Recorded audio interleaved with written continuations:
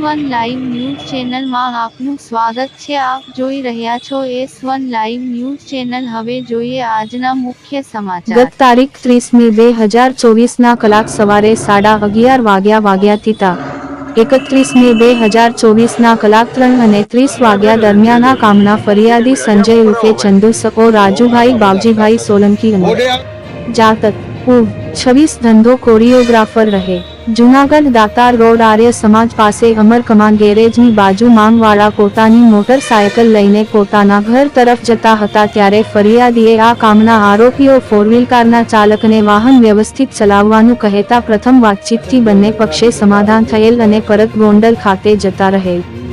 બાદમાં આરોપીઓ દ્વારા આ બાબતનું મનદુખ રાખી પોતાની કારની નંબર પ્લેટો કાઢી તેમના માણસોને જૂનાગઢ પ્રદીપ ખાડિયા વિસ્તાર કાળવા ચોક તથા કડિયાવાડના નાકે અલગ અલગ કાર સાથે માણસોને ગોઠવી ફરિયાદીનું લોકેશન મેળવી પોતાના ફોર વ્હીલ વાહનથી ફરિયાદીને જાનથી મારી નાખવાના ઈરાદેમો ના પાછળના ભાગે ઠોકર મારી પછાડી દઈ આ કામના આરોપી ગણેશ જયરાજતન જાડેજા તથા તેની સાથેના બીજા અજાણ્યા આરોપીઓએ મંડળી રચી લોખંડના પાઇપ જેવા હથિયારો ધારણ કરી ફરિયાદીને આડેધડ શરીરે માર મારી ફરિયાદીને પોતાની ફોરવ્હીલ કારમાં બળજબરીથી બેસાડી દઈ અપહરણ કરી જૂનાગઢથી ગોંડલ લઈ અવાવરુ વાડી વિસ્તારમાં લઈ જઈ ઢીકાપાટુનો માર મારી ત્યાંથી આરોપી ગણેશ જયરાજસિંહ જાડેજાના મકાને ફરિયાદીને લઈ જઈ ત્યાં ફરિયાદીને નગ્ન કરી શરીરે આડેધડ માર મારી તેમજ પિસ્તોલ જેવું હથિયાર બતાવી ફરિયાદીનો વિડીયો ઉતારી લઈ જાનથી મારી નાખવાની ધમકી આપી ફરિયાદીને જ્ઞાતિ પ્રત્યે અપમાનજનક શબ્દો બોલી હળદૂત કરી પરત જૂનાગઢ વેન્સાન ચોકડી પાસે ફેંકી ગયેલાનો બનાવ બનેલ છે। જે અંગે જૂનાગઢ એ ડિવિઝન પોલીસ સ્ટેશન ગુના રજિસ્ટર નંબર 1120302405262024 પી કો કલમ 307 143 147 148 149 365 323 504 506 2 તથા હથિયાર ધારા કે 25(1)(b) એ તથા એટ્રોસિટી 31R31S32 બી મુજબનો ગુનો તા 31 મે 2024ના 31 મે 2024ના કલાક 30 વાગ્યે જાહેર થયેલ છે।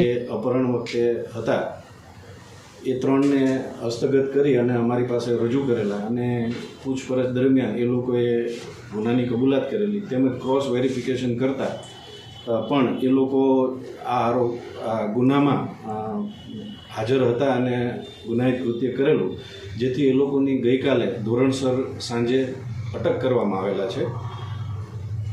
આરોપીનું નામ છે આરોપીઓમાં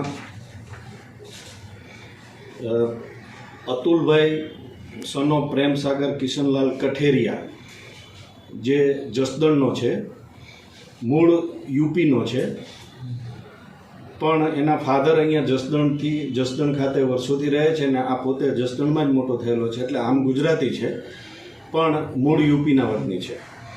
અને નંબર 2 ફૈઝલ ઉર્ફે પાવલી સન ઓફ હુસેનભાઈ જીવાભાઈ પરમાર એ પણ જસદણ ખાટકી ચોકનો રહેવાસી છે અને જસદણનો છે। અને ત્રીજો છે ઇકબાલ સન ઓફ હારૂનભાઈ ઇસ્માઇલભાઈ ગોગદા ઉંમર વર્ષ 34 એ પણ ખાટકી ચોકમાં જ રહે છે જસદણ।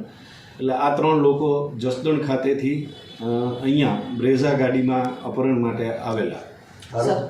આરોપી સર અત્યારે 3 પકડાયેલા છે, ફરિયાદીએ કેટલા આરોપી કીધેલા છે, હાલ એ પૈકીના કેટલા બાકી? ફરિયાદીએ ફરિયાદમાં એક નામ આપેલું છે અને એ સિવાયના 10 માણસો અજાણ્યા, એટલે એ જે અજાણ્યા માણસો 10 છે એ પૈકીના 3 છે। સાહેબ આ 3 આરોપીઓ છે એની શું સંડોવણી હતી આ ગુનામાં? મારવામાં હતા, રેકી કરવામાં હતા કે?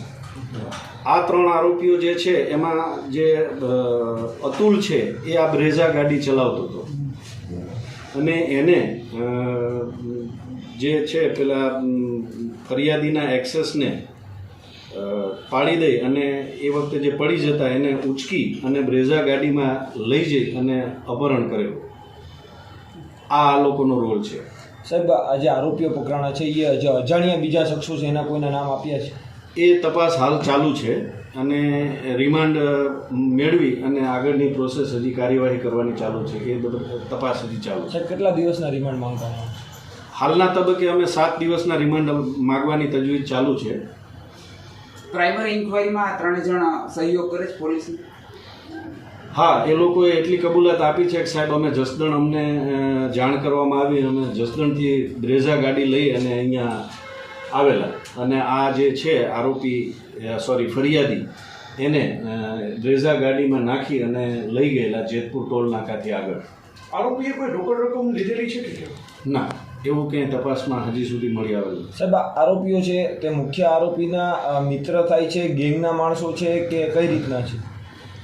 મુખ્ય આરોપીના માણસ મારફતે આ લોકોને જાણ કરવામાં આવી છે. એ નામ અમે હાલ ડિક્લેર નહીં કરીએ કારણ કે અમારો હજી તપાસનો વિષય છે અને એ નામ આપીએ તો આરોપીઓ સચેત થઈ જાય કે ભાઈ એમનું નામ અજાણ્યા માણસો છે, બરાબર. એટલે એના મારફતે આ લોકોને જાણ કરવામાં આવી કે ભાઈ જુનાગઢ ખાતે આપણે જવાનું છે, માથાકૂટ થઈ છે અને જુનાગઢ ખાતે જવાનું છે. એટલે એ લોકો બ્રેઝા ગાડી લઈ અને જસદણથી અહીંયા આવેલા છે. સાહેબ હથિયારો કોઈ મળ્યા છે આરોપીઓ પાસેથી? કોઈ વાહન કબજે કરાયું? વાહન બ્રેઝા ગાડી એક કબજે કરવામાં આવેલી છે જે નંબર પ્લેટ વગરની છે અને એ આપણે જે ફૂટેજમાં પણ આપણે જોઈ શકીએ છીએ મિત્રમાં એ જ ગાડી છે અને એમાં નંબર પ્લેટ કાઢી અને નંબર પ્લેટ અંદર મૂકેલી છે એ સાથે આપણે કબજે કરેલી છે. સાહેબ હથિયારો મળ્યા છે?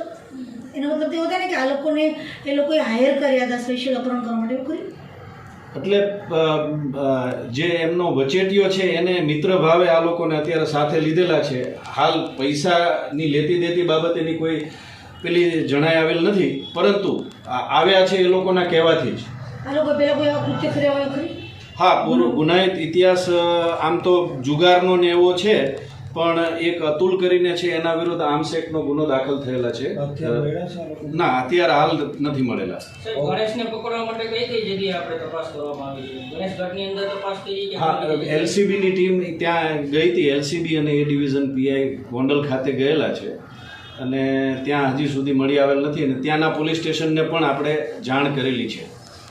જે ગોંડલના પોલીસ સ્ટેશન છે, તાલુકા પોલીસ સ્ટેશન અને એ ડિવિઝન એને આપણે આરોપીઓની તપાસમાં, ગણેશની તપાસમાં રહેવા માટે મળી આવે તો અહીંયા હસ્તગત કરીને મિત્રો ફરી મળીશું. અહેવાલ રમેશ રાઠોડ.